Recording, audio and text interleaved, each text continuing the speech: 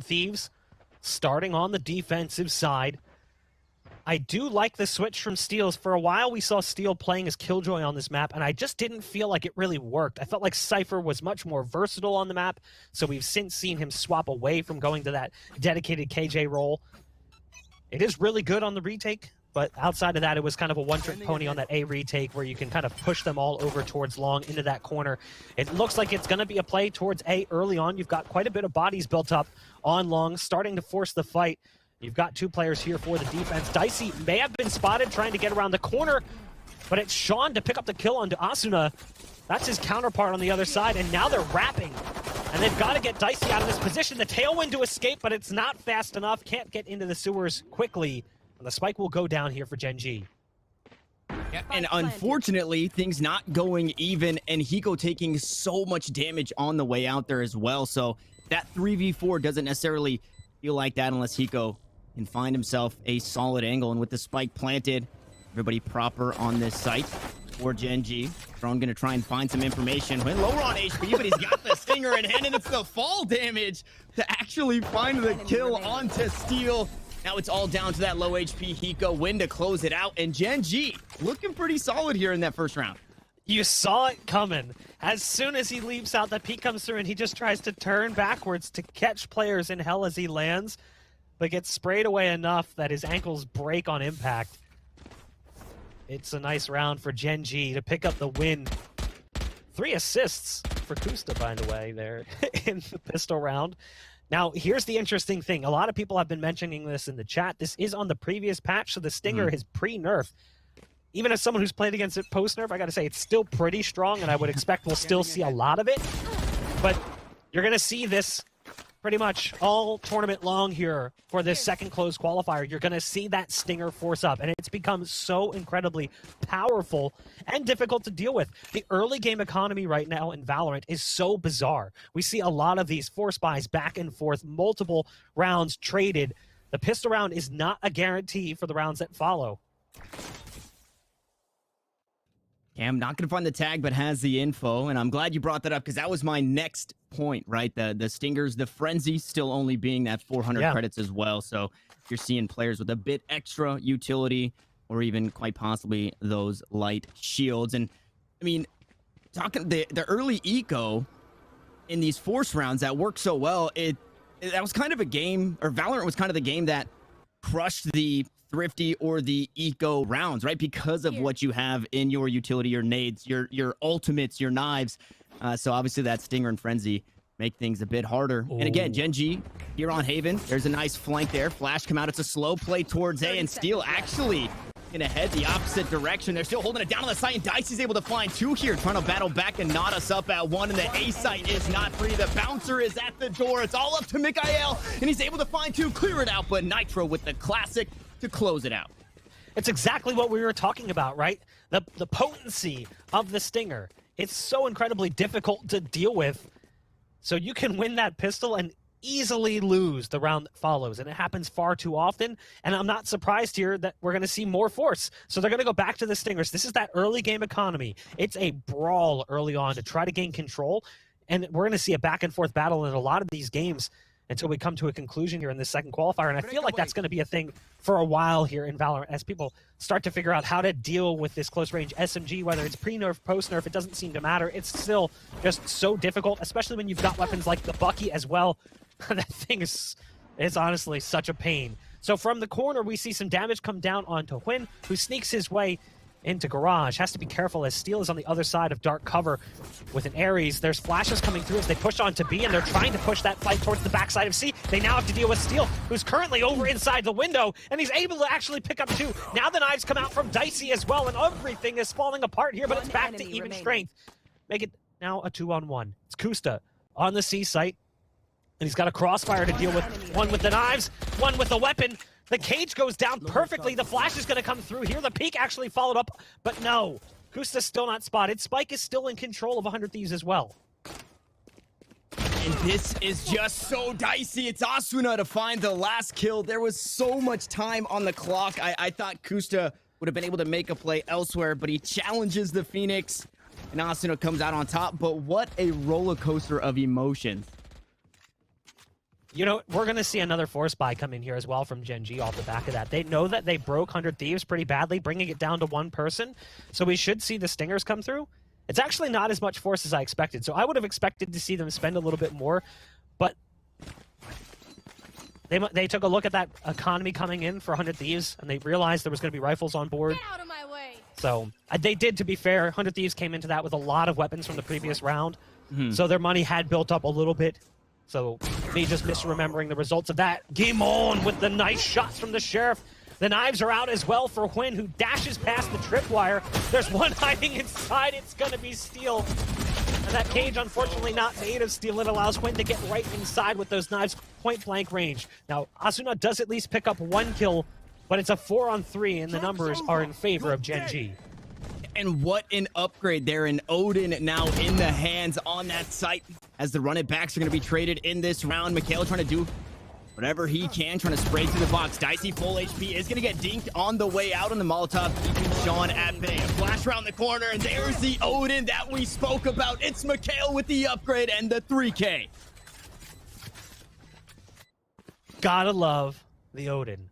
Chat says that it says something. I think it says like burr, it goes burr, something like that. You know, we've watched multiple Sova players kind of emulate that Sinatra style on the map with the Odin. Here, though, it wasn't by choice. Mikhail found it. It was foraged as it was picked up off the corpse of a member of 100 Thieves and then converted it into success. And that's why you see him throw it away and go back to the rifle. We will see a bit of a force buy come in from 100 Thieves. It's going to be awkward as you've got Guardians in play. You've got Bucky's in there as well. Got to watch out, though. That Bucky kicks hard as they try to gain control of mid. You've got Hiko at distance, ADS with the Guardian. He's just looking to find a quick headshot as they cross. Might just get it. There it is. Right into the body first, and then a follow-up to the neck and dome on Sean. Really wasn't much of a survival chance there for Sean. So it's going to be numbers here for 100 Thieves, and if Mikhail goes into this, this could backfire horrendously as you've got Steel waiting on the other side with that shotgun. And we just saw it, Bach, in the last series, what Steel was able to do with that Bucky in hand. So a smart choice, the intuition coming on through to creep away and not play that close angle. But 5 rounds in, we've gone force for force, alt for alt. We are tied 2-2. Swin trying to get some information, pushing through this A-Link here. Dicey going to get spotted out in the back. Only a stinger to his name in the 2v1. Now it's going to be reinforced by Asuna, and they're going to catch him in the back as they push on. It's a spike on the ground. Bach, it's all up to Kusta. Kusta tries to go through that blaze wall. Doesn't really stand a chance as Asuna is waiting on the other side. 100 Thieves going back and forth a little bit here with Gen.G, but at least they're getting in some blows instead of just ending up on the receiving end. It was a great opener from Hiko with the Guardian. This was another big play as well that allowed them to get a 2-on-1 conversion, bringing things down to the last remaining player in Kusta. So now the buy that comes in from Gen.G, again, it's just force buy territory. These teams are going back and forth, spending as much as they can afford to spend while still being able to buy in the round that follows. If you look at the cash that's left for Gen.G on the attack, the little bit that they have will translate into a buy after this, and that's the nature of this early game economy that we've been talking about. Another important thing to note, looking at these two teams, they've only ever played against each other one time. And it was back in July of last year. Totally different rosters and a charity event. So it doesn't really count. In fact, some sites don't even show it as a match because it was that obscure. Here's the ult coming in as well. Hunter's Fury does go down. Dicey trying to dodge the damage on short, takes significant damage though in that fight. So then gets rounded on as they come through. Mikhail picks off Steel on the flank, and it's a 4-on-2. With Gen.G returning fire here against 100 Thieves. And again, that back and forth volley continues. Not done just yet in that back and forth. And again, this was the eco round to come out. Gen.G buying everything they could, now getting the upgrades that they need. And Kusta doing everything he can to right his wrongs. Eco once more finds himself up in heaven in a clutch situation. It's been a while since I've seen one of these. Eco working against the clock now. 90 HP. Got some armor to his name. They're going to hear him jumping on down. He's got to play. There's the first kill coming out onto Win. Able to sneak away for now. The Hunter's sure going to try and find the tag, but he's just going to get dodge, duck, dip, dive, and dodge. He has to do something. He's running out of time, and I don't know if Hiko's got this one here. Halfway on the spike, it's Mikhail to close it out. And Gen.G tie us up once more. Mikhail played that a little scary. He's low on HP. He's got to be careful going for that jiggle peek. Hiko even, though, popping that ult, that got scary. Because you could see the thought process from Mikhail. He wanted to wide swing him and catch him from behind that box. That's why he goes for the cancel. Doesn't call for that third pulse. It's a round for Gen.G, and again, it's that back and forth nature. They almost gave him one-on-ones. Well, they did give him one-on-ones. I mean, the way that he drops into the site, it was a bit of a misread there and a miscommunication as their Sova should have peeked. Mikhail likely should have peeked from long with the jet peek. But it didn't come through and it almost cost them. Ult pop from Asuna, gonna spot one right around the corner. Great damage being dealt, but no kill conversion on the ult.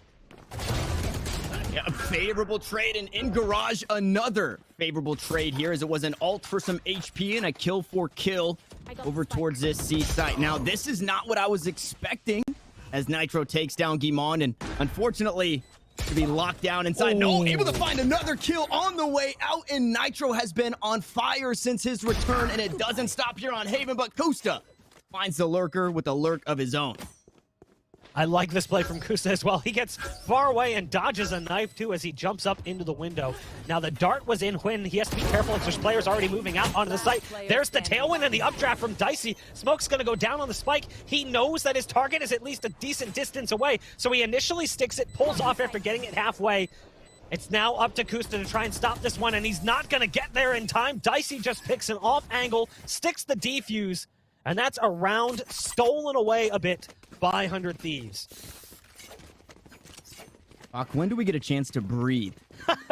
It is a very fast-paced game, right? We haven't really seen those, oh, this is a guaranteed easy round, because they haven't saved. It's been all force buys.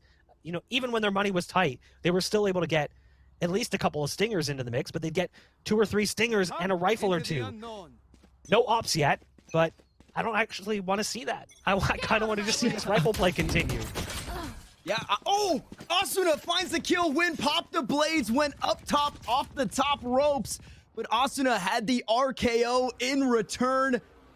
This was a round I thought was going to go the way of Gen.G because of those knives, but Asuna with the quick flick, able to shut that down, and again, it's an LMG in the hands of Steel, and Gen.G, and now we get a chance to breathe, I think, Bach, right? Because they have to play this one slow, being down a player. They desperately need to find an opening. They're going to be moving towards long A. They're just walk peeking that one. That's the opening they needed. Now, what they don't anticipate potentially is Dicey in this position. Dicey may be able to convert on a few here. Does pick off one, but no, as he falls off the box, not able to find another. Now, in the meantime, he got some support from Spawn, but it does all fall onto Mikhail. The problem is that the spike is all the way across the map, and the hat's been tossed out from the Cypher, so the location is given away. He's got 40 seconds, and he's really got to book it if he's going to get there in time to grab that spike and guarantee a plant. This round should not be winnable in any way. 100 Thieves has set up perfect post plants that even if he wins a one-on-one, they should be able to stop the plant.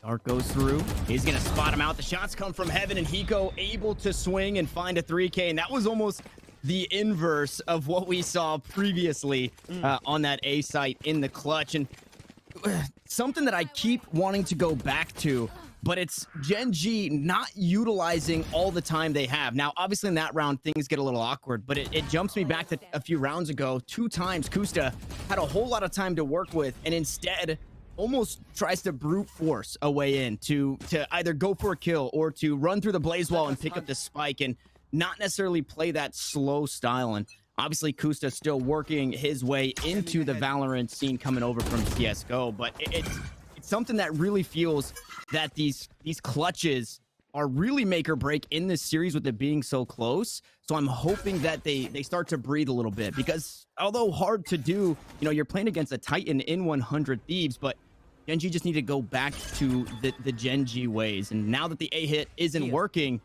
I don't know where they go from this. It's a play up towards Garage, but again, it's an LMG from Steel who takes a bit of damage on the way out, will reload, and it looks like Gen.G might rethink their options here. Typically, we see that LMG again utilized by Sova, but Steel feeling it right now, playing window. We've seen him buy the LMG a couple of times in that position. Now, there is a dart in mid, but this is what they've got to watch out for. The ult that allows Sean to get onto site. Oh, no!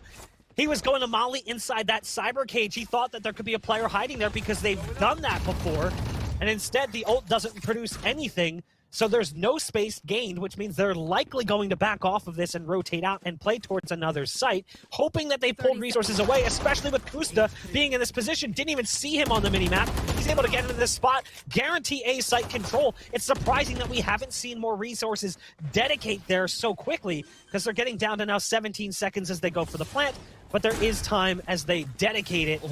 Now that's a big shock dart kill coming out onto Kusta, and a follow-up as well that does more damage. Blaze Wall to come through as well as the smokes start to fade.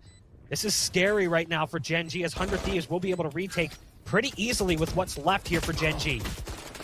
And a beautiful arrow gonna force Win out of that upper ground advantage. And Mikhail from downtown, though, finds a double kill. Unfortunately, one was on his teammate, so we're still in a 2v2 on the site. Make it a 1v1. Sean needs to come up clutch here. It's the Stinger. What better than Bach, the Stinger, to close out that round? And Gen.G, that's what I was talking about. They use every single second that they have. They use the entire space of the map. That is what makes them so strong on Haven. They allow Kusta to find that lurk over towards the A site, and it was a close one, but they ended up finding a round win, and that's the Gen.G that I want to see.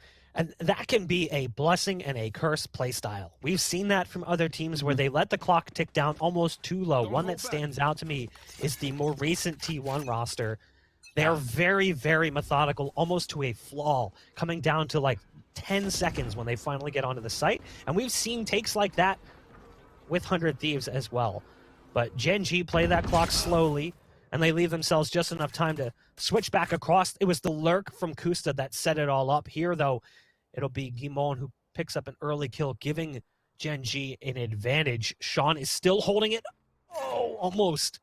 Almost had the timing right to catch Jet on the cross. Quinn in mid will spot out Steel. The camera ticking and ticking up in the corner. They've given away the position of a player on the B site. Meanwhile, Hiko's been spotted out by a dart. Has to be careful as he's on the Guardian. And they're going to just waltz their way onto this A site. Split presence early from Gen.G is what allows them to get onto A so easily. It's a 5-on-2 with the flank coming through. Might net a kill onto Phoenix. Yeah, at least that's a weapon upgrade for Nitro. A bit of escalation being played here by Nitro as he picks up that weapon for himself out towards mid. And so it's almost the same thing. You brought up the split presence, the play towards A. 100 Thieves, they obviously try to react, and if this was a round prior, it's probably 100 Thieves win because you have the arsenal. Now that Gen.G are full weapons across the board, it makes this A take so much easier. When they spread the team thin, and with the Guardian, Hiko not gonna stop here. Pops the grape of his counterpart, looks to do it again. Now running out of time, I believe it is just going to be the save. No, Nitro goes for the heroics, tries to take away the weaponry of Gen.G. And once more, Bach, we are all knotted up. I love Guimon's attempt to port away from the spike, knowing that he was destined to die to it. But again, like you said, all tied up in a knot. This will be the lowest buy we've seen yet, and we're in round 11. That's how bizarre this first half has been, with the 4 spies back and forth, the momentum never really favoring one team or the other, the constant shift, the scoreline looking like a zipper. As we come to round number 11, there's a deep dart going down. This shock dart might do some damage to one that's inside the door, but it actually looks like it sails past him just a bit. They're going to be working towards C, where you've got 2 players with a third playing support, so this is actually a little bit scary. Dicey, who's right around the corner, only has a classic but could upgrade early. Unfortunately, spots the barrel first, so it doesn't go that direction. Meanwhile, Phoenix tries to come through with a curveball, and Win is just cleaning up at this point. He's got 3 on the round as Hiko is pushed back by the shock darts. Gen.G have site control again. And you've got a bit going for you. Hunter's Fury available, but again, not really around you want to do it. And unfortunately, Steel not going to find any value. It just seemed that knowing that 100 Thieves on this eco, Quinn sniffed it out so beautifully. He creeps up, he spots the classic of Dicey in the corner. He even sends some rounds down range over towards that mid garage area, thinking somebody might be creeping up trying to catch us off guard through the smoke. So incredibly heads up on an eco round for 100 Thieves, and that is kind of what makes the eco rounds go your way sometimes. That element of surprise as Steel was trying to get in there for a ninja defuse. Unfortunately, not going to get it done, and it will be closed out. Gen.G find themselves now in a lead here, and it's been quite some time since we've seen either team, but it was the pistol round, 1-0 for Gen.G. Now they're up in the last round of the half block against 100 Thieves here on the attacking side. They get to defend here in a second.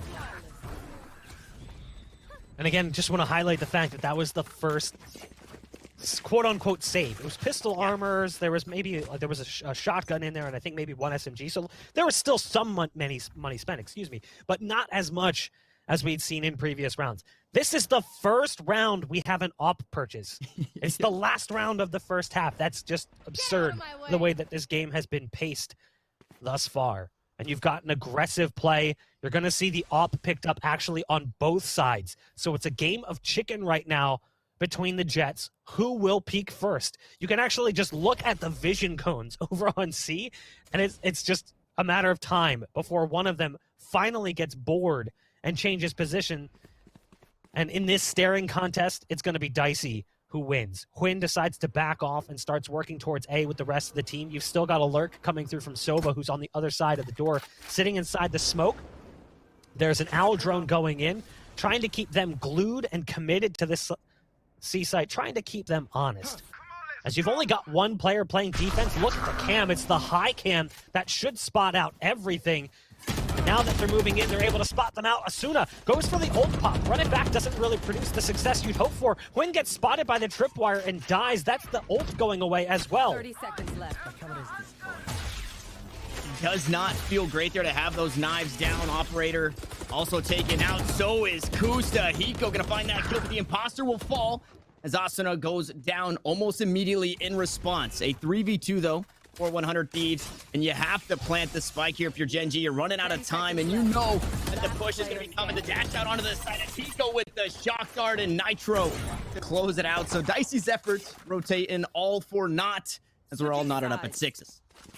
And we are going to throw things to a very quick break. When we come back, we'll jump into the second half to see if one of these teams can actually maintain control of that scoreboard. Stay tuned.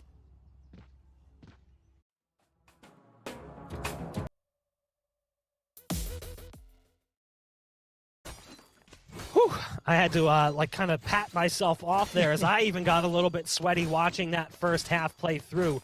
An unbelievable pace was being set in that first half by both teams as they basically held W in some of those rounds and just ran at each other, never wanting to surrender control. But now the second half kicks off, and we'll see which team can try and find the firm foundation to kick off their second half with the pistol round win. 78% of chat believes that 100 Thieves are going to be the victors here on Haven, but the scoreline kind of telling us a bit differently as things have since changed up. No longer towards A, it's out towards mid, and a frenzy in the hands of Kusta. I don't think we stopped here. The W King stops here. I think it was frenzies across the board for 100 Thieves, but a couple of kills traded back and forth might slow things down. You know what might slow things down? Not having the spike buck. Yeah, that makes things a little bit tricky, doesn't it? The spike being down, but also the damage being dealt. Phoenix down sub 50, still on 3 health, and the Phoenix already used hot hands for the heal. And I don't think they're going to be prepared for this aggressive play from Guimon, who's pushed up. Guimon just has to be patient. No, don't do it. All right, well, now Guimon has to make a move as he's stuck in this corner. Now they're going to send some shock darts into that corner, but it only does 5 damage. Nice headshot around the bend onto Hiko. And again, low HP for 2 of the players remaining here. So what do they decide to do? They're going to see if they can get on this A site. A site is completely empty at this point.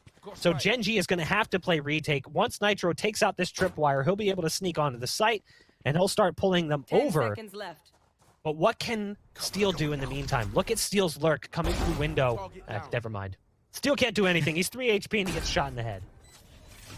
Yeah, that was a tough one. It was... You'd really be hoping for a lot from Steel on 3 HP to be able to find anything there. And unfortunately, that lurk goes a bit awry.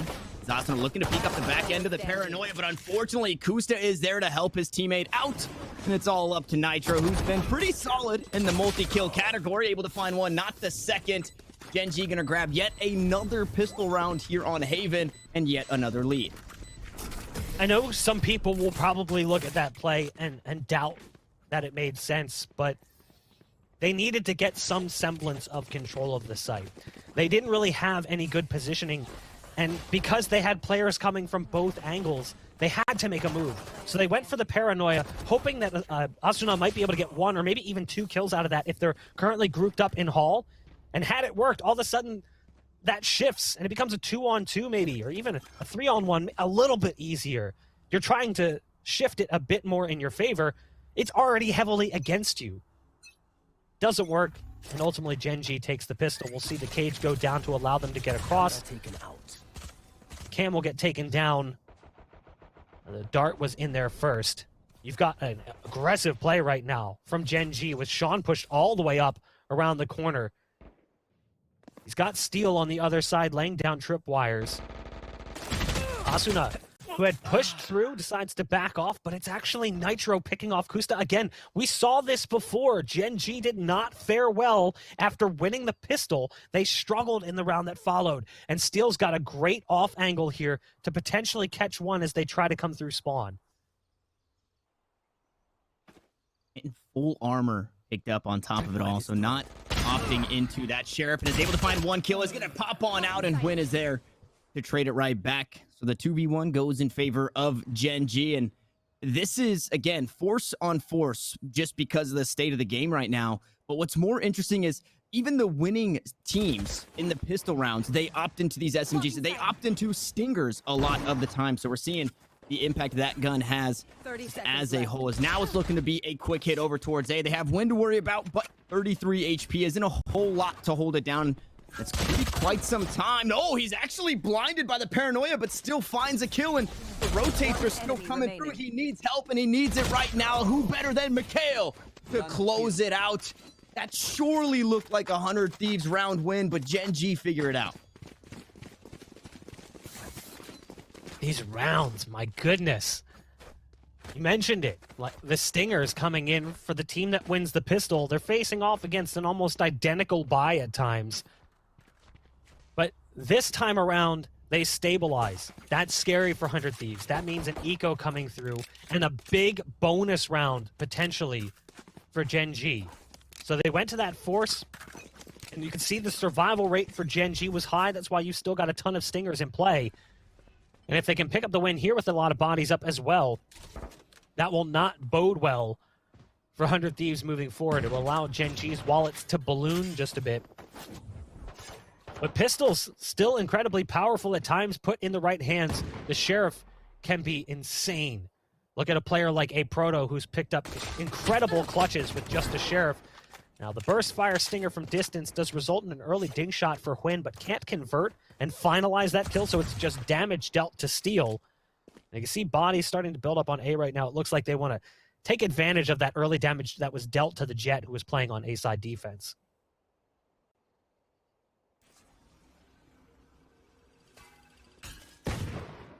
It's a slow play, and unfortunately gets sniffed out there. The shock dart gonna drop the spike, and that flash gonna... Oh, Mikhail just backs away from it all. It's paranoia is short. Curveball doesn't spot anything, and once more, the bouncer standing at the door here of this A site, not letting anybody in, not even Dicey, as he goes able to trade one back with the shock dart of his own, but can't sneak into the smoke quick enough. And eco rounds being dragged out like this, or drug out like this, it further increases what feels like a 50-50, where it can go either way. And that's what happened the entirety of that first half. Now that Gen.G are slowly starting to grab control, we should see them pull away ultimately. It's a couple of rounds picked up.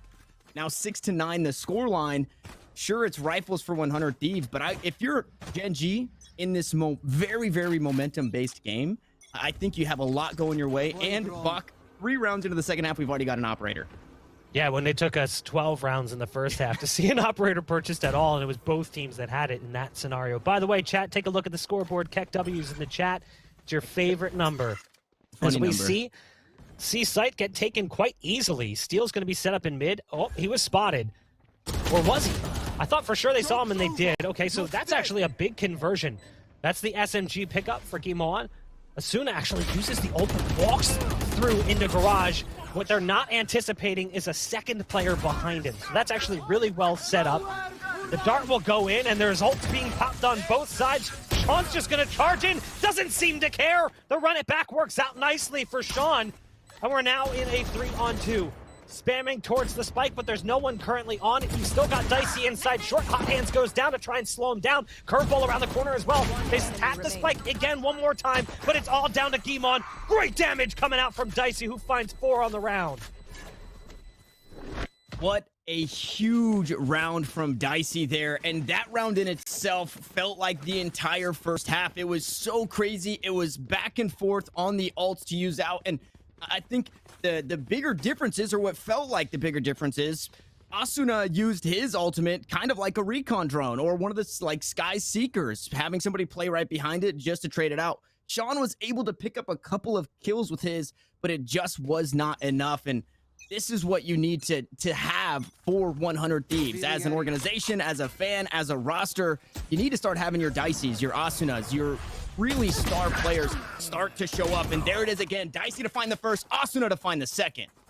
A great read and a nice change of pace as well. Asuna's already up on site. Quinn right around the corner, though, has the perfect gun for the occasion. It's the Jet. And, ooh, almost converts on another one. Nitro down very low, 33 HP remaining. You've got Mikael coming in fast as well.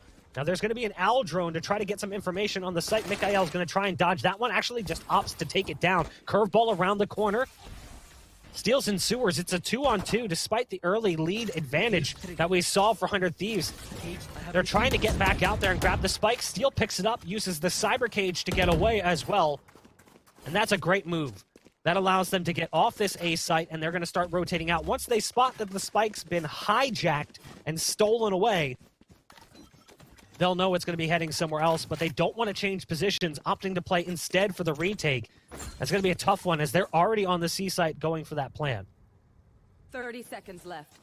And that trap wire in reserve is going to be so huge for this 100 Thieves roster. Having that extra information, whether or not they're going to be pushing on through the garage, it really only leaves you 2 more places to check, right? You never have to check garage, because you know if they push up, they're either going to shoot it or get caught. So you only have to worry about that defender-sided spawn or playing out towards long, which is actually where the other trap wire is. There's no omen, there's no way around it, so looks like both pairs of eyes gonna be back towards this defender-sided spawn. Recon Bolt gonna grab some information, but Steel to mow him down. 100 Thieves finally string a couple together, and it looks like they have that winning recipe. But look at the money still here for Gen.G. It allows them to get an op in play again for Huynh, but it's unmatched on the opposite side. Dicey debated not buying here and favoring the op. You can see the pickup initially plus the sell and then the buyback. But there will be 5 rifles for 100 Thieves. What worked really nicely for them last time, they spot that player out on long and they just go for it, knowing that he has to port away and that there's going to be backup there. They just want to overwhelm that position. And it looks like they kind of feel like they want to favor towards that again early on here, but they won't have that same advantage. They're going to have to deal with Kusta, who's currently playing on the site with his cam. He's going full 007. He's the spy on the site, looking to gather up some intel. There's the owl drone to go in first. The ult being popped by Dicey, and that is just so well read. Knowing exactly where Kusta's gonna be, at least Gimon gets something. Has to get away though, just barely escapes with 10 HP.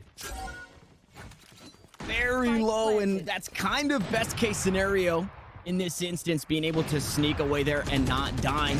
Leading your team in a 4v3 from the shadows available for both Omens and Sean. Played far off the side, it is kind of looking like a save here. And if we rewind a second back to that last round with that spike down on the A site, you can really see what separates these two teams. Being in that clutch situation, 100 Thieves, they just feel so much more comfortable to actually make a play rather than trying to brute force it. Instead of looking to take the fight on A, they sneak the spike away, they run all the way over for C and play retake. And as I kind of noted before for Gen.G, they didn't have...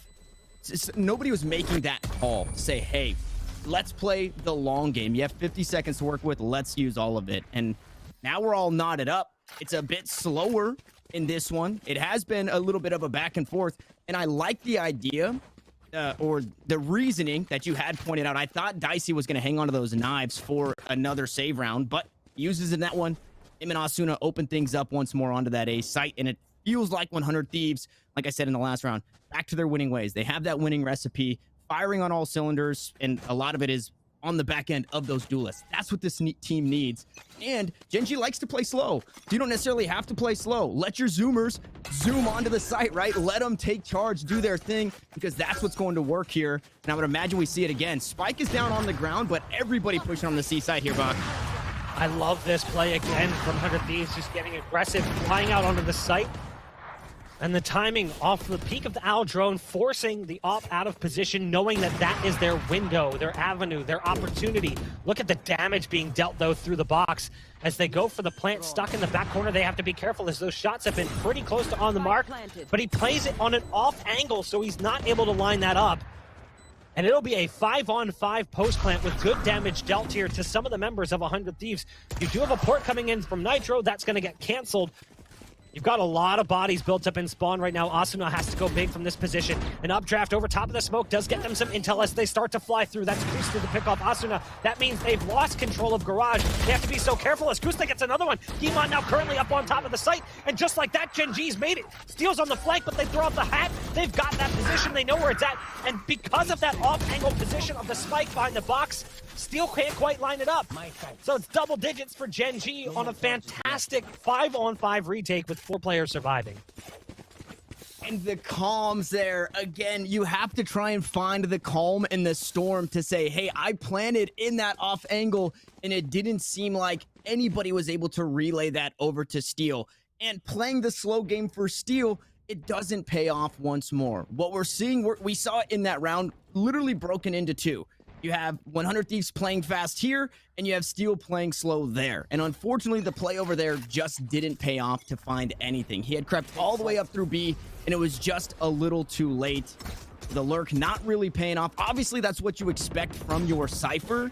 But I think if he's just playing a bit closer to his team, or maybe pushing through B a bit sooner, you can obviously get a bit more utility out of that lurk. Gen.G back to their winning ways. They find themselves a lead once more. And Steel, there it is. He's playing with the team. He's able to find a kill, and Asuna right behind it. What better way to kick things off once more to this C site? Comms not coming in quick enough from Kusta, who dies in window. Can't quite tell them in time that, hey, they're moving up fast. So he doesn't get that information out, and that results in his teammates' demise. And honestly, looking at the scenario, this is not an advisable retake. You've got players way too far away. It's looking like they're just going to set up for exits as a result as well. This round came together too easily for 100 Thieves.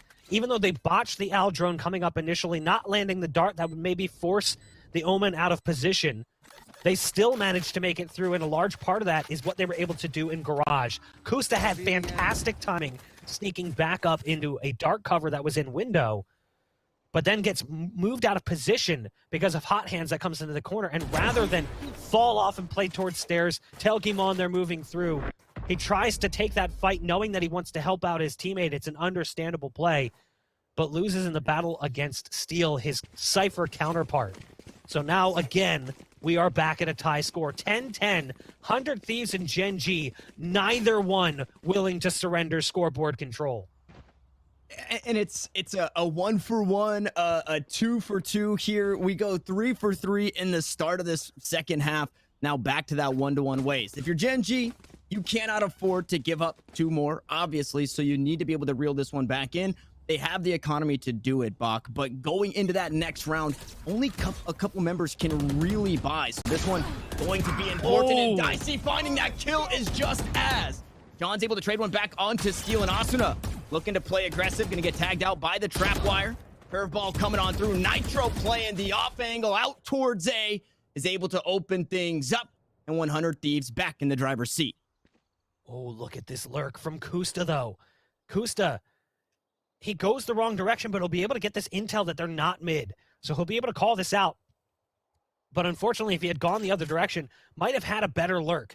He'll still be able to go up into the window, but the delay it's going to cause will be potentially problematic. He's going to get there in time to catch out the Sova, and if he's patient, should be able to find a multi-kill out of this. It's all about timing. No! He gets spotted out. Now he has to be careful, has to back off. The Owl drone ending at the perfect time. Kusta's still able to convert onto Asuna, who is around the bend, and you know he wants to spray through that wall, but it's Sean on site trying to give Kusta a fighting chance. It'll come down to this, a one-on-one between Kusta and Dicey.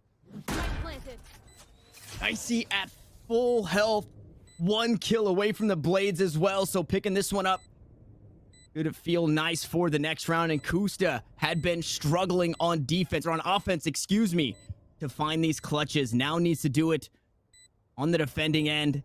0 utility to his name and only 70 HP. He does have quite a bit of time. And Dicey holding this angle knows this is really the only way he can come from. Unless he does fake the defuse here. Kusta gonna push on through. He's gonna swing through. He's gonna find the kill. Kusta goes huge. He breaks his ankles, but it doesn't matter. What a clutch. Chat was probably freaking out about the 1v1 between these two people not that long ago. If you remember, it was on the opposite side. It was in the first half. Kusta was the one on long. Dicey was the one diffusing, and in that instance, Kusta lost that battle, but here he makes up for it. Gives his team control yet again, 11-10, and it was a lot of strong work on the long lurk in combination with Sean, who was on the site, but so incredibly well read by both players. Both of them had that set up perfectly. It was just going to come down to who wins the fight. And surprisingly, despite the low HP, the fast fire rate on the Phantom converts a headshot early that results in success for Kusta. So now you've got Gen.G 11-10. They are 1 round away from guaranteeing overtime here. This is just map 1. I was holding my breath the entire time. I didn't get a second to breathe, and that's been this entire game. Now we see adjustments being made. Hot hands go through to try and stop that spike plant, but not going to be the case. It's a very fast plant onto B. Nobody really here to answer, and Asuna anchored on this site. Everybody playing off. This is really good post plant, and ultimately the only post plant that you can have. But Kusta again finds the lurker in steel and looks to put his team in a winning situation. Oh, Sean picking off Dicey as well, who had the ult. Quinn's got the knives out and says, I'll see you one and do even better. They tap the spike, but they know they can't stick it. There's one out of the window and one still up inside. They have to go for this 1-to-1, and they grab it. Shock dart, no, it's in. They're not gonna have time. 100 Thieves win the round off of an impressive fadeaway coming in from Hiko. He may have died in the process, but it's a round conversion. Everyone falls, but it's tied again, 11-11. If you are not pog champing in your chair at home, I don't know what you're doing. The fadeaway there to find the kill with just enough time. And once more, Kusta finds himself in his efforts going for naught. And once more, Bach, it was the 3-for-3. Now it's the back and forth, the 1-for-1. This game has to go to overtime. I would be upset if it doesn't, and I think that's exactly where we're headed. Unfortunately, it's going to take a Herculean effort. Being on the defensive side for Win, obviously that judge does get some value. I'd be a little more afraid, okay, they're actually going to shake some things up, toss some things around, but you see a judge and a stinger. That Arsenal, not looking great. Not only this round, but that next round, as they do that tactical pause. Gen.G, thank you for that, so we can catch our breath, just as I'm sure they're trying to do. If we rewind real quick, Asuna on that site, typically right in a B plant, everybody kind of plays off or looks to push out towards the link. He anchors on the site and picked up 2 huge kills, 2 key kills, and it actually forced Win to then look to make a play. And something that has just been resonating with me for so long is the saying, make them make a play. If you force them to make a play, they're either going to do it or they're going to fumble it. And if you're just giving it for free, and they don't have that opportunity to fumble it. And I think that's what Asuna did perfectly there. He forced Gen.G to make a play, and ultimately it ends up working out for 100 Thieves. One of the biggest things they did too is they forced the ult out of Hwyn, and now he doesn't have that. So now he has to use the Judge instead of having the knives that could definitely result in a greater level of success. Not only that, he would also have some money to drop potentially for one of his teammates. Now he does end up switching things up, ends up getting a Phantom out of it. Look at the setup. It's a 5-on-5 post plant again. This time they're waiting for this peek to come through. You've got two players here. It's masterfully set up. Sean does pop Brennan back and starts to run into the site. Knows there's one inside the cyber cage. They try to get out onto the site. Kusta's here with the Judge, but it's not really going to work for too much longer. Mikael doing what he can. It's now down to Sean. It's a 1-on-2. Nice flash around the corner, but the damage is dealt. Hold on. Sean still has a chance. Plays while going in. Hot hands as well. Taps the spike. Knows the recon dart's going to give away his position, but doesn't seem to care. As again, tapping that spike. There's again the shock darts coming through from Hiko.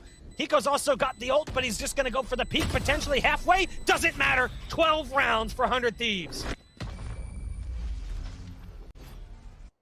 Match point. Nobody better than Hiko right there to have, playing with the utility, playing with the time. Sean doing everything he could in that round, unfortunately just not enough. And then it was Hiko to open up the round. They get the plant on A, he kills both lurkers, and then he kills the final one on that site.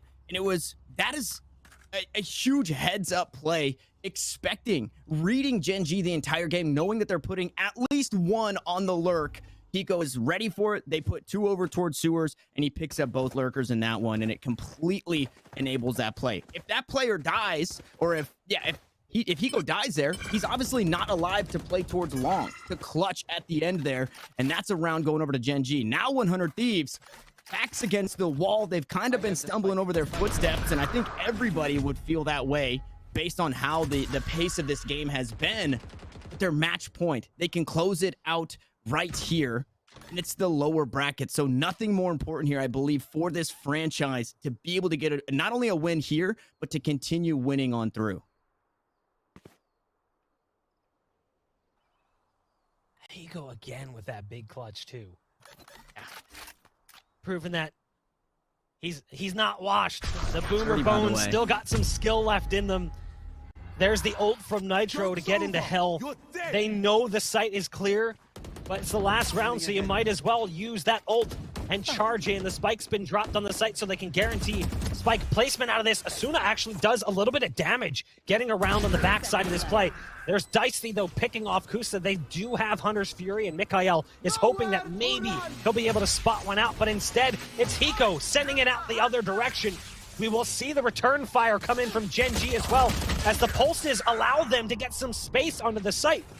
Time, though, currently is of the essence. You've got Steel inside the cage. Hold on, it's a 4-on-3. They've run out of utility as they're trying to get out onto the site. They do stick the spike behind the blaze ball, but Asuna drops. It's down to Hiko yet again. He's taking damage. The spike's being stuck. We're going to overtime.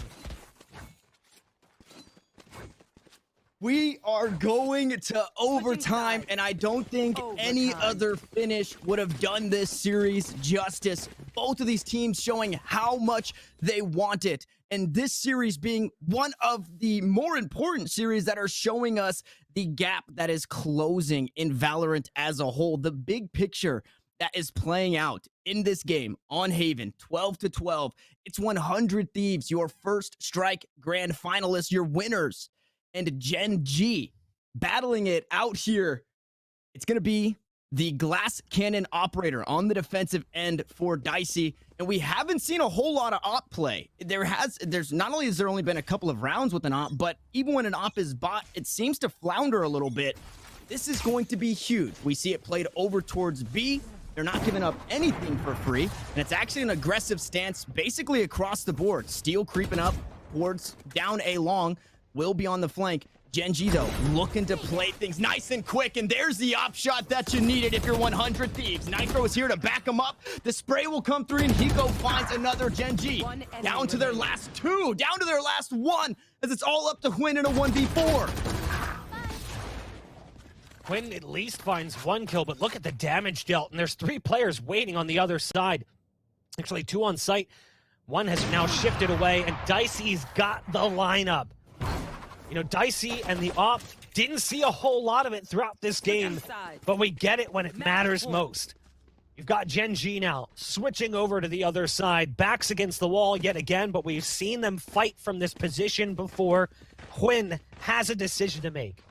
Do I go for it? Do I roll the dice like Dicey just did? Do I go for that Op purchase? No. Gonna go ahead and go for the rifle buy. Can't blame him. Top performer for Gen.G, 24, 18, and 7, 21, and 19 for Sean. Strong games coming out from the 2 of them. We'll see what they can do here as we swap sides. They've got to pick up the win here.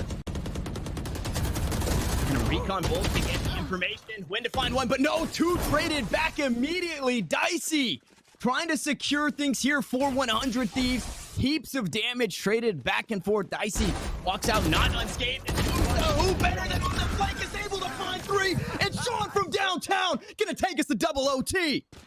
That was getting a little sketchy there. They went for that aggressive play on long, but it was kind of a trap setup.